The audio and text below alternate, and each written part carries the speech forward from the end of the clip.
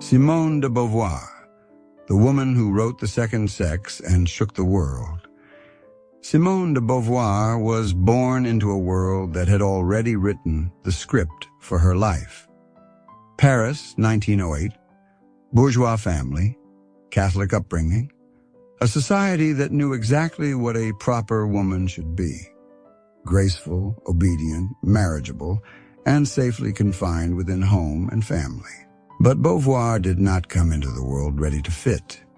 She came with a mind too sharp, a will too restless, and an ambition too dangerous for the role she had been assigned.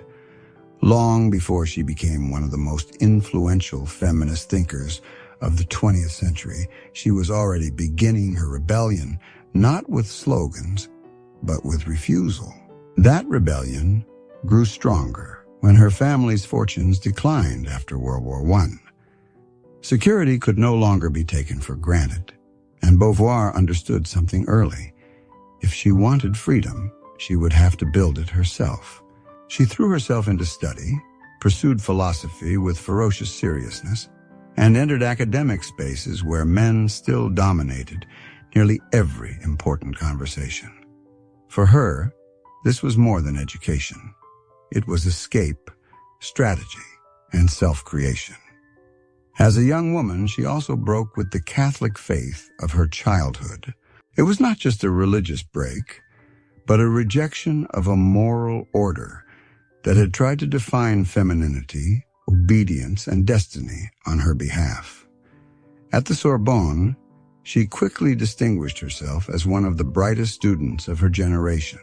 Then, in 1929, at only 21 years old, she passed the agrégation in philosophy, one of France's highest academic competitions, finishing just behind Jean-Paul Sartre. It was there that she met the man with whom her name would be linked forever. The relationship between Beauvoir and Sartre became one of the great intellectual scandals of the century. They rejected marriage and refused the ordinary script of respectable romance. Their partnership was intimate, radical, and deliberately unconventional, and it helped define Beauvoir's public image as a woman determined to live outside the rules that governed female respectability. She was not interested in being admired for good behavior. She was interested in freedom. Then came war. World War II and the Nazi occupation of France shattered old certainties and forced a more brutal confrontation with history. Beauvoir's thinking deepened. Freedom was not something lived in the abstract. It was shaped by institutions, violence, power, and the conditions people are born into.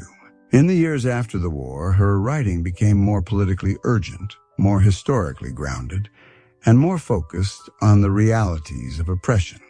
Then, in 1949, she published the book that changed everything, The Second Sex. It did not arrive quietly. It struck like an explosion. Beauvoir examined biology, history, literature, myth, sexuality, marriage, motherhood, labor, and daily life to ask a question that shook modern thought. How had woman been made into the secondary sex? At the center of the book was the line that would echo across the world. One is not born, but rather becomes a woman. With that sentence, Beauvoir transformed feminism. She argued that femininity was not a fixed destiny dictated by nature. It was produced, shaped by family, education, religion, law, culture, and repetition. Society did not simply describe women, it made them, and that changed the feminist struggle. The question was no longer only whether women had equal rights. The deeper question was how an unequal world had taught women to accept inequality as natural. The reaction was immediate and furious. The second sex was condemned as immoral, obscene, anti-family, and dangerous. Catholic authorities denounced it, and it was placed on the Vatican's index of prohibited books. Critics mocked Beauvoir and tried to reduce her work to scandal. But the attack only revealed how powerful the book really was. She had taken women's lives, their bodies, their labor, their confinement, their desire, their frustration, and made them impossible to dismiss. That was Beauvoir's great breakthrough. She showed that oppression does not survive only in laws or governments. It survives in everyday life, in marriage, in romance, in work, in the expectation that a woman will serve others before she becomes fully herself. She wrote about menstruation, pregnancy, motherhood, domestic labor, and economic dependence with a seriousness that few major thinkers had granted them before. She understood that women were not oppressed only by dramatic acts of exclusion, but by the ordinary arrangements of life.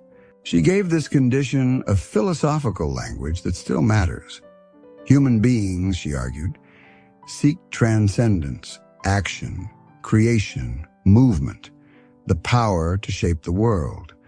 But women had so often been pushed into immanence, repetition, waiting, enclosure, and lives organized around the projects of others. She also exposed how patriarchal culture treated man as the neutral human standard, while woman appeared as the other, secondary, relative, and defined in relation to him. These ideas became foundational because they revealed that women's subordination was not accidental. It was built into the structure of society itself. Beauvoir did not retreat into theory after writing The Second Sex. She became a major public intellectual and used her voice in the political struggles of her time, speaking out against colonial violence and injustice. And by the 1970s, her role in women's liberation became even more direct. In 1971, she wrote and signed the Manifesto of the 343, in which women publicly declared that they had undergone illegal abortions. It was an act of open defiance against French law and the moral order behind it. Beauvoir was no longer only the thinker who redefined feminism. She was part of the fight itself. When Simone de Beauvoir died in 1986, she left behind far more than a famous book. She left a new way of seeing the world. She had shown that women's oppression was not a private sadness or a minor social flaw.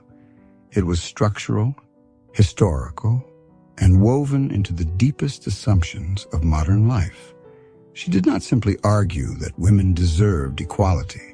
She exposed the machinery that had denied it. That is why Simone de Beauvoir still matters. She matters because she saw that domination becomes most powerful when it disguises itself as nature. She matters because she revealed that what society calls destiny is often only power made to look inevitable.